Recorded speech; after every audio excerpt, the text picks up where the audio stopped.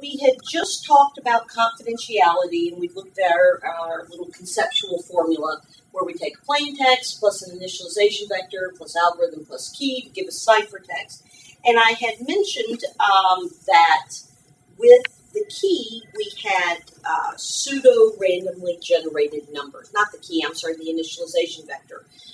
And that IV did have to feel random and act random, but it wasn't truly random because computers can't truly randomize. So our initialization vector is made out of a pseudo-random number. When it comes to randomness is very difficult to come by with computers. There really are very few things that are truly random. And when we talk about the true randomness, we refer to that as entropy. So I would associate that with randomness, and I would also know the idea, again, there's very little true randomness. So instead we go with pseudo-random information. When we talk about cryptography, and we talk about exchange of information, encrypted information, there's a term I want to mention to you called a nonce. A nonce. And the idea here is, I think I'd mentioned that if an attacker captures your password on the network, even if it's encrypted, if that attacker can play it back later, they've gotten their goal, right? They've successfully accomplished what they set out to accomplish, whether or not they could read your email or not. And we call that a replay attack. And encryption does not foil a replay attack. What we need to foil a replay attack is to have some sort of uniqueness information on each packet. So, for instance, a timestamp. If you're a server and you get a password at 10:01, then 10:02, then 10:03, then 10:01 again, well, that 10:01 is out of sequence and you can tell it. So the idea is we like uniqueness information on each packet, and that's the purpose of a nonce. It's almost like a sequence number. So again, if server A gets 1, 2, 3, 4, 5, 6, 2, all of a sudden it realizes, wait, 2's out of sequence. But the problem with that is if I'm an attacker and I'm monitoring the connection and I see packet 1, 2, 3, 4, well, I can assume the next packet should be stamped 5. And I can craft a packet where, if that's all we were using, would not be able to be detected as a replay attack. So instead of just using in-sequence numbers, we use something called a nonce. And a nonce is sort of a pre-agreed-upon mechanism for stamping uniqueness on our packets without it being sequential. Okay? So once again, there's some sort of agreement, there's some sort of handshake at the beginning of the process, and then you know what number to expect from me, although a hacker who's watching the line, or an attacker, which would really be more accurate, would not be able to anticipate the next. So the purpose of a nonce, to prevent replay attack, to add uniqueness that's unpredictable to each packet. Now, again, with key generation, one of the things we really haven't talked a lot about keys yet. Keys must be unique, they must be random, they must be of a suitable length. So, with key generation, that's certainly something that, even though this says uses of random numbers, it really is much more appropriate to say the pseudo-random numbers. All right, so now over on the next slide, let's talk a little bit about algorithms, and then we'll talk about keys and what they do. And I have a list, this addresses symmetric encryption, symmetric cryptography. And if you'll remember, there are several other names symmetric cryptography can go by. It can be called private key cryptography, it can be called secret key cryptography, it can be called shared key cryptography, and can also be called session key. So symmetric cryptography goes by a lot of names. Now, what we said earlier is we said symmetric cryptography, same. The same key on both ends. So I will encrypt with a key, you must have that same key to decrypt. Your house uses symmetric cryptography. When you leave in the morning, you lock your house with your house key. When you come home in the evening, you unlock your house with your house key. And if you try to unlock it with the wrong key, it's not going to work. So what's so important there is you and I have to know the key, and it must be the same key. I'll use it to encrypt, you'll use it to decrypt. We're going to put those ideas on hold for just a minute, and I want to talk to you about, I'll talk to you about confusion and diffusion in just a minute, but I want to talk to you about the different types of symmetric ciphers. So we said symmetric ciphers could either be block or straight. All right, so for your block ciphers, what happens with a block cipher is going to chunk data into blocks. So maybe a 64-bit block, a 128-bit block. It really is driven by the algorithm. But the idea is I have this long data, this long amount of data, these ones and zeros. We're going to chunk it into maybe a 64-bit block. And each block is going to go through a series of math functions. I'll show you what that might look like in just a minute. Block ciphers are slower but more secure. And when I ask you which block cipher would be used to whatever, the best answers are always going to be triple DES and AES with a preference towards AES. And AES stands for Advanced Encryption Standard. That is the most common, that's sort of the default algorithm that most applications default to. And the reason for that is that's what the government decided they were going to use for their sensitive but unclassified information. They decided that back in the early 2000s, I think it was 2002. So that's kind of what most programs were designed to default to. However, the predecessor to AES was an algorithm called triple DES. Sometimes I'll refer to that as trip DES. One thing about trip DES, very, very processor intensive, extremely processor intensive. So AES is much more preferable just from an efficiency standpoint. So let me show you how a block cipher would look. And if you'll remember, an algorithm is simply a collection of math functions. All right. Now, you guys may have noticed a slight southern drawl. I am from North Carolina, and I am a proud product or victim, however you want to think of it, of the North Carolina public school systems. So, after 12 years in the fine public school establishment of North Carolina, this is all the math I learned. I can take any number and add 2. I can take any number and subtract 2, multiply by 2, raise to the power of 2, take the square root of, or divide by 2. That's all the math I know. Okay, so this is Kelly's algorithm, simply a collection of math that can be performed. So what the algorithm is going to specify is, first of all, how we chunk data into blocks. Do I use a 64-bit block, 128, a 256-bit block? And that's usually driven by the algorithm and the key length. So let's say I'm going to take a 256-bit block. All right, so I'm going to chunk data into 256 bits. Every block of data goes through a series of math functions. And at each one of those math functions, what happens is substitution. So, for instance, if I take this block and I go through this particular math function, once the math function is finished, I'm going to have a separate result than what I started with. So the idea is we get substitution at every one of these blocks along the way. Now, something really important is when we talk about algorithms, there are a couple of big pieces that we're looking for. We're looking for confusion and we're looking for diffusion. Confusion and diffusion. Well, confusion is so very important because what confusion says is we need good, strong math. And if you look at the math algorithms, the math functions that I've used, obviously this is very, very weak math. You know, there's nothing complex about adding 2. Well, the thing is, when I create, or my algorithm consists of these math functions, you know, a lot of people will judge an algorithm by the key length. You know, for instance, they'll hear, well, triple DES has a 168-bit key. AES has a 256-bit key. AES must be better. And in some instances, that's correct. But the point I want to make here is unless you have good, strong math, it doesn't matter how long a key you have. I could have a 2048-bit key, and this algorithm would be broken like that. So there are many things that make an algorithm secure and strong. The key is just one of them. What we would look for, first of all, is confusion.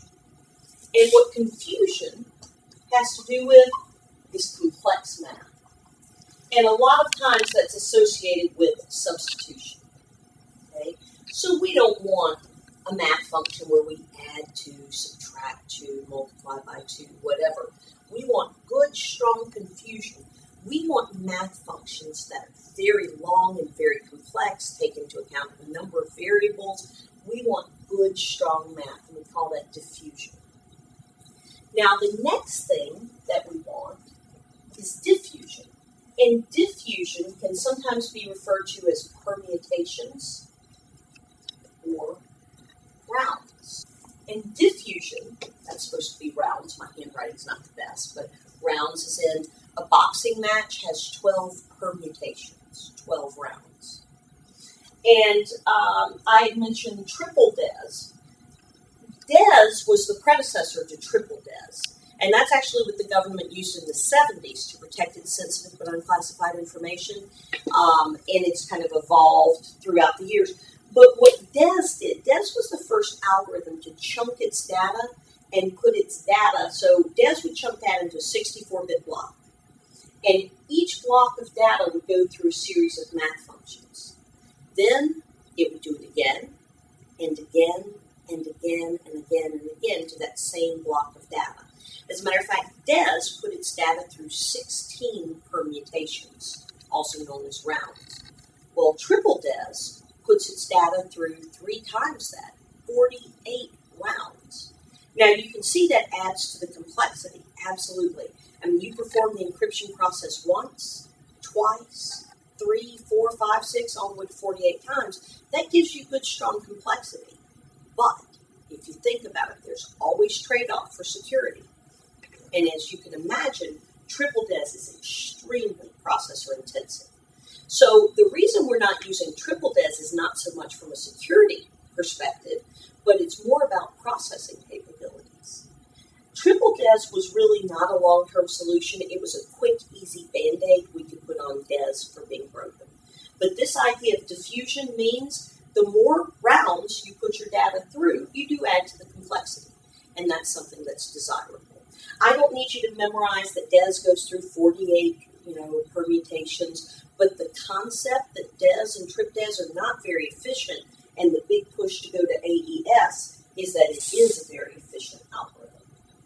Okay, now, with block ciphers, again, we chunk data into blocks. Each block goes through a number of functions. But the question then is, which functions? And what order and how many functions? That's exactly where the key comes into play. If you'll recall from just a little bit ago, the key is the instruction on how to use the math function. So, how many functions are called, what order the functions are called, the randomness of the functions, all that's driven by the key. Okay, so we have things we want for an algorithm. We have things that we want from a key. We want a long key. And I will mention this. The question, is a long key or a short key best? You can't answer that because best is a very subjective term. If all things are equal, you get greater protection with the longer key. That's absolutely true. However, like we said, not all things are equal. You might have a very sophisticated algorithm with a short key versus a very silly basic algorithm with a long key. So it's not always the key that's the indicator. But the other thing to keep in mind is as you increase in key length, you also decrease in processing power, just like we've seen. So it's not so much a which is better. If all things are equal, a longer key is more secure. But again, all things aren't always equal. AES, for instance, you can use a 128-bit key, a 192-bit key, or 256-bit key. So in that case, with AES being the algorithm in question, 256-bit keys, greater security, but it does cause performance. Okay, we want our key to be good and random. Again, randomness is the friend of cryptography, or you could say patterns are the enemy of cryptography. So the longer the key, the more random the key, the more possibilities. And by the way, when I say a long key, you'll hear a 56-bit key, a 192-bit key, a 256. What that means is, for instance, a 56-bit key would mean there are 2 to the 56th power possibilities of keys. That's somewhere around 70 quadrillion. That's a lot of keys. But by today's processing power, that's not very large. So, we're talking about things like 192-bit keys, or even with something like RC5, 2 to the 2048th power. So just when you hear that bit length for keys, that's what it means. It's how many possible keys there would be. And the more possibilities for keys, the more randomness we can get. Okay? We want to keep our keys secret, and we'll talk about that as we continue. Now, one other thing I wanted to mention from algorithms, I said confusion and diffusion are important. One other idea with our algorithms is it's generally considered that we would like our algorithms to be open. And that idea comes to us from a gentleman named Kirchhoff. Kirchhoff's principle said algorithms should be open, meaning people should be able to see the math that my algorithm performs. Why? Well, we just said earlier, this is very basic math. Maybe there are people out there that didn't go to North Carolina public school systems, and maybe there are people that can help me get more complex math, more sophisticated math. The idea is, sure, the cryptographic community can see it and they can break it, but they can also help me put it back together and make it much more strong from the inside out. If you've ever heard that phrase, many heads are better than one, that's the idea behind making code and operating system source and all those things open, is to bring the cryptographic community in. And as a general rule, that adds to the strength of the algorithms. Kirchhoff says, let the algorithms be known. Now, if you'll think about it and think whether or not that sounds like something you think the U.S. government would follow, probably think that through. The government is not so much a fan of Kirchhoff. The government says, listen, you need 2 pieces of information to be able to decrypt our information. You need to know the algorithm and the key, and we're not giving you either. So it's not that Kirchhoff's principle is written in stone, but the cryptographic community really kind of supports this idea. The government protects the proprietary nature of their software, of their algorithms. Okay? Algorithms should be open. We want confusion and diffusion. Confusion, good, strong math. Diffusion, we're going to put things through a number of rounds. And then our key will dictate which functions are used. Our keys should be long, random, and secret. And one thing I will mention to you, these functions are usually referred to as S boxes. So instead of function 1, S box 1, S box 2, and S in S box stands for substitution. Because again, at each function or S box, some form of substitution happens. Okay? So all this information is particular to a block cipher. Now, some of these ideas will carry over to stream ciphers, which is the second type we'll talk about in just a minute. But again, a quick note, block ciphers are slower. They're not as efficient, but they do provide greater security. And one of the things about greater security, they're hard to reverse. So if I take a 128-bit key and chunk my data and put it through a series of S boxes, and then do it again and again and again, even if you know what steps I performed, you can see how that would take a long time to back out. So block ciphers do provide a greater degree of security, but they're slow. And if you get any questions on what cipher would be used for WPA2, S-MIME, Kerberos, any of those ideas, AES is the one you want to default to, because AES is the basic